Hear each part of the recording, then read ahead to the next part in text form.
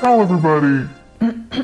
Hello everybody and welcome to Deal with the Devil Tips and Tricks. If you're a newbie, then I guess your first game of Deal with the Devil can be an intimidating experience.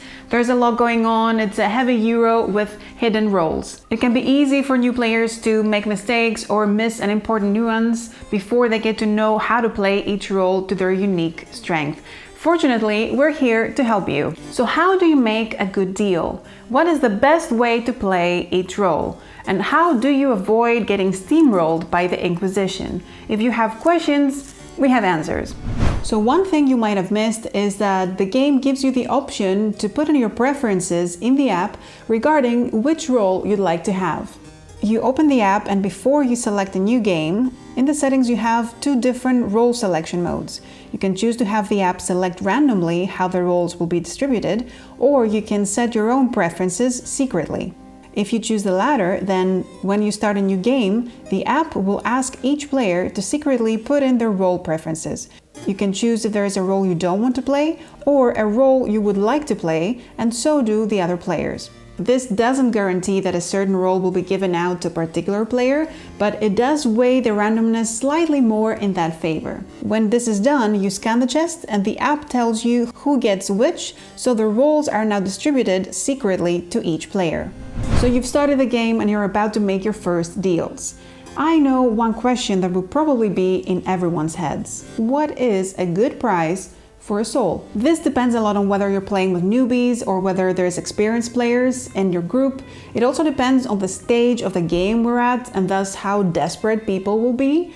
But in general, a good rule of thumb for a soul deal is to offer at least one common resource, one expensive one, and a little bit of something extra to spice up the offer. Players wanting to sell their souls should not accept anything lower than this. The use of demand cards will help everyone a lot in the composition of the resources on offer, but most of all, the devil, of course.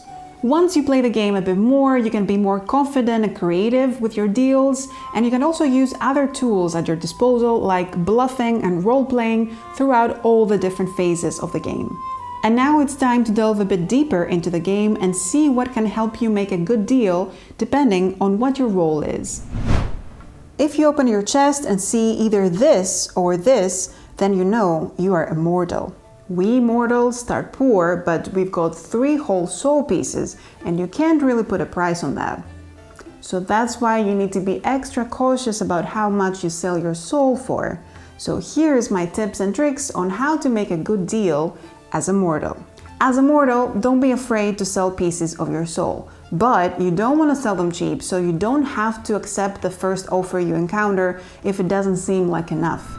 So if you're down to 2 souls, you should sell your second soul for a very enticing offer or one that perfectly fits your needs for that round. It's safer to sell the second piece of your soul if you know that the Inquisition is weak. Like if there are a lot of bribes on the table or if you somehow know that the devil has almost no souls.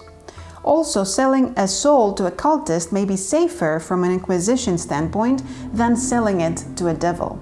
However, this makes the position easier for the cultist because then he can sell his soul to the devil without hesitation. Selling your third piece of soul is almost always a bad idea. It's possible to do so, but it has to be worth it at the end of the game. If possible, you should sell resources you don't need so that you don't have to go too far into debt to complete your plans. Having to pay a lot of interest is never good, and you don't want to be forced to sell a piece of your soul to make ends meet. If you open your chest and see this, then welcome to the Cultist Club. We start with 2 pieces of soul. Yeah, they might be tainted, but it's way more than what the devil starts with, and we can always buy new pieces of soul, which is something that immortals cannot do. So here's my tips and tricks if you play as the cultist. As a cultist, you want to sell your soul pieces to the devil throughout the game because they gain you extra rewards in round 3, and they also help you avoid the -1 VP per soul penalty from possessing the 2 pieces of the cursed cultist soul. But don't be too reckless. Even if they're tainted, your soul pieces are still good enough to protect you from the Inquisitors. Their punishments may be far harsher than the negative victory points from holding on to your soul pieces. If the devil offers you something you don't really need right now, Even if it may be tempting to send him your cursed soul, and I know you want to, it may be wiser to pass and wait for a better offer. You should try to buy souls from the mortals early in the game. If you succeed, it's much safer to start selling your souls to the devil. If you fail to get any mortal souls, then selling your 2 cultist souls may be way too risky. If you open your chest and see this, then you play as the devil.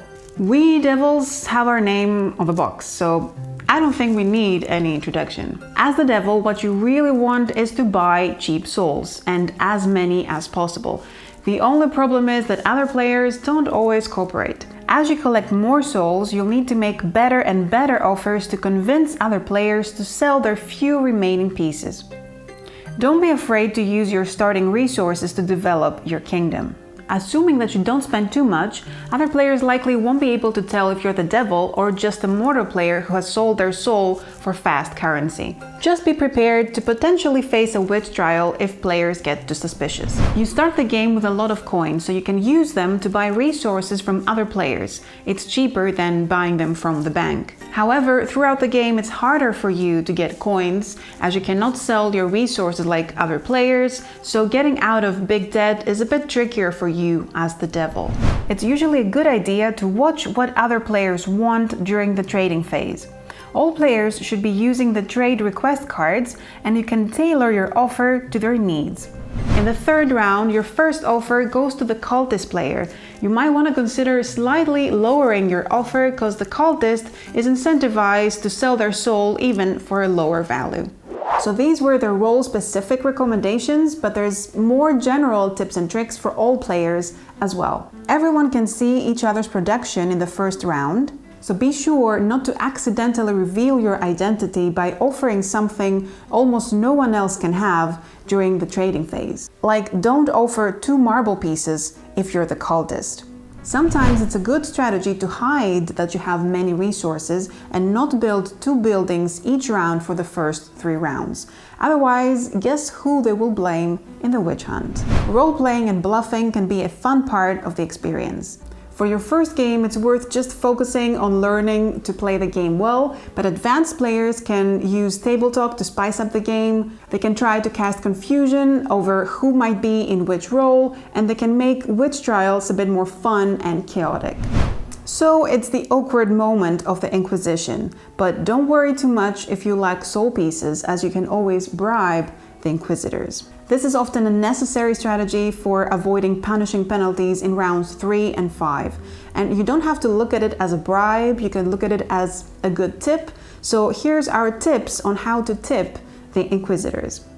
If you see that you may have fewer soul pieces and indulgences than the number of Inquisitors present in the game, you may consider bribing one of them to avoid punishment. Don't forget that additional Inquisitors may appear if the devil reveals enough soul pieces.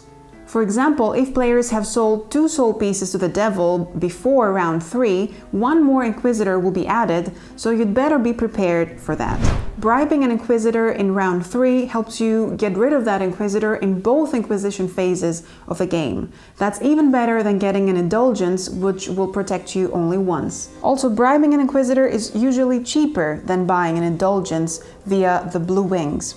But it's tricky because you help other players as well. Therefore, you should have an estimate of how many soul pieces and how many indulgences other players have right now. You will get some clues from trades you have seen and witch hunts. If you feel that you have less souls and indulgences than other players, it may be worth bribing an Inquisitor as they threaten you more than others. If you have the feeling that others have been selling their souls more recklessly than you did, then maybe bribing an Inquisitor will help your opponents more than yourself. So maybe it's a better idea to save the coins and watch them burn.